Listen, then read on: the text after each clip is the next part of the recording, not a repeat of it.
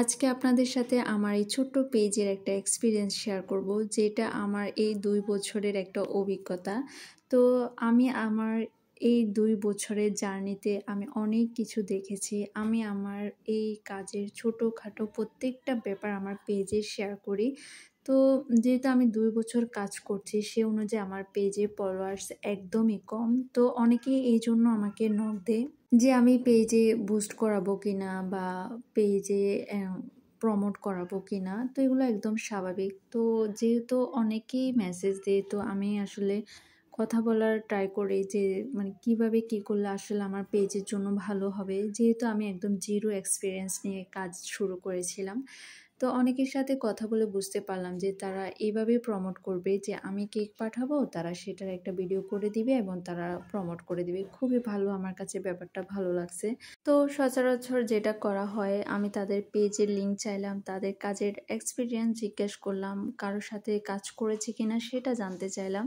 তো আমি দেখলাম যে তারা নতুন একটা পেজ খুললো, তাদের ফলোয়ার্স খুবই কম, ভিডিও রিচ নেই বললেই চলে। তো এরকম একটা পেজ যদি নক দিয়ে বলে যে তারা কাজ করে দিবে, তো সেটা আসলে আমি কি বলবো, আই ডোন্ট নো। তো আমি আবার তাদেরকে জিজ্ঞেস করলাম, আপনার কি মনে হয় আপনার কাজের মানে আপনার ভিডিও ভিউজ থেকে কি আমার ভিডিও ভিউজ ভালো না? তো উনি বললেন যে না আপনি হয়তো খেয়াল করেননি, আমারটাই ভালো, আপনি চাইলে কাজ করাতে পারেন, আমি ডিসকাউন্ট দিব। তো আমি ভাবতেছি ভাই আমি কি কাজ করাবো? তার নেই কোনো ভিউজ, কমেন্ট কিচ্ছু না।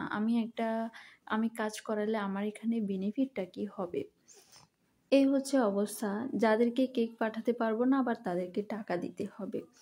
তো এর থেকে ভালো তো আমি যেভাবে ভিডিও ছাড়ছি, যেভাবে কাজ করছি সেভাবেই করা। এতে করে আল্লাহ যদি চায় হয়তো এর থেকে ভালো কিছু হতেও পারে।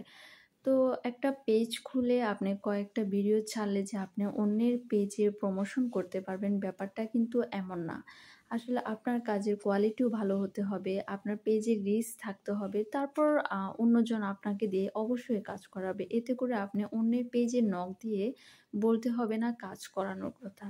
আসলে আজকের এই কথাগুলো বলার মানে হচ্ছে, আসলে এটা একবার না, আমার সাথে এটা অনেকবার হয়েছে। আমি আসলে বুঝি না তারা আসলে কোন লেভেলের কনফিডেন্স নিয়ে এরকম কথাগুলো বলে থাকে। যাই হোক, আজকের কেকের কথাই বলি। আজকের এই কেকটি ছিল একটা বার্থডে কেক এবং এই কেকের ডিজাইনটা আসলে অনেক বেশি সুন্দর ছিল।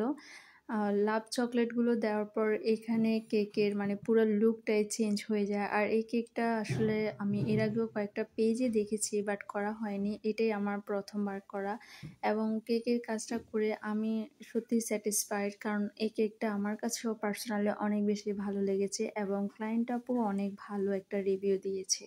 আল্লাহ হাফেজ।